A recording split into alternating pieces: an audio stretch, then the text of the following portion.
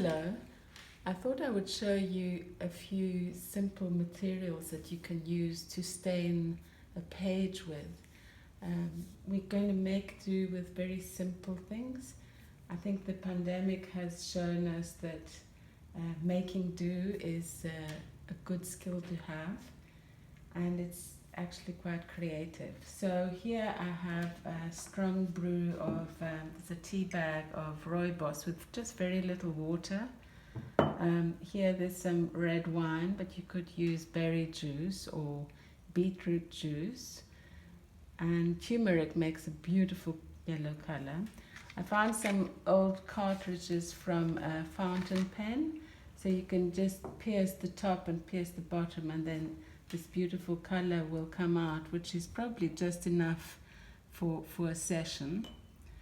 And so let me just start by staining the page.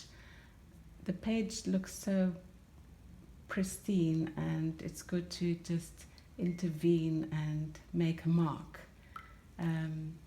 So I'm just going to use the tea bag as a brush, and instead of regularly going across and making an even stain, I thought I could actually be a little bit more random about it to get a little bit more interest. And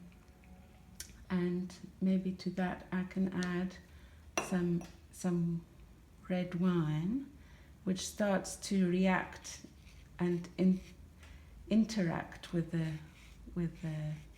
rooibos tea, and it has a lovely fleshy tone, which can be quite nice, especially if you're doing a portrait. You could even stain the page to start with and get a nice base. Now, this blue is very strong on its own.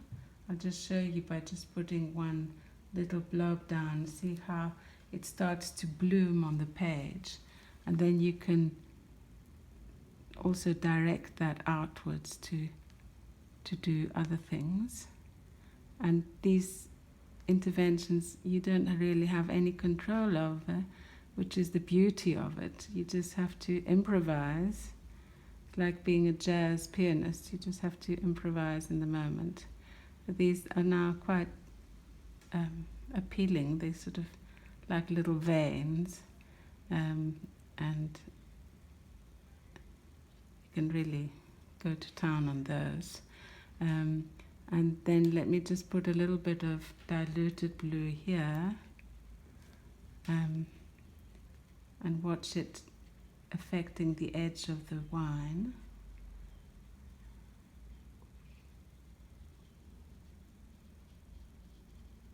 That is quite a strong color, and I might want to add some water to it, and spread it outwards. So let me just take some plain water and put it right next to it and see what happens.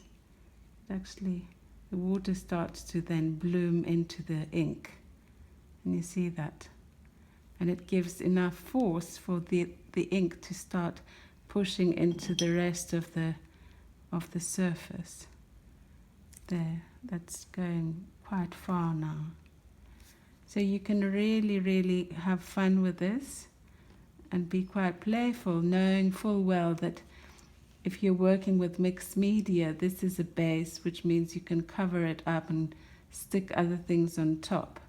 But it is quite fun and liberating to just see what materials can do on the page. There you go. If this is too wet, you can actually take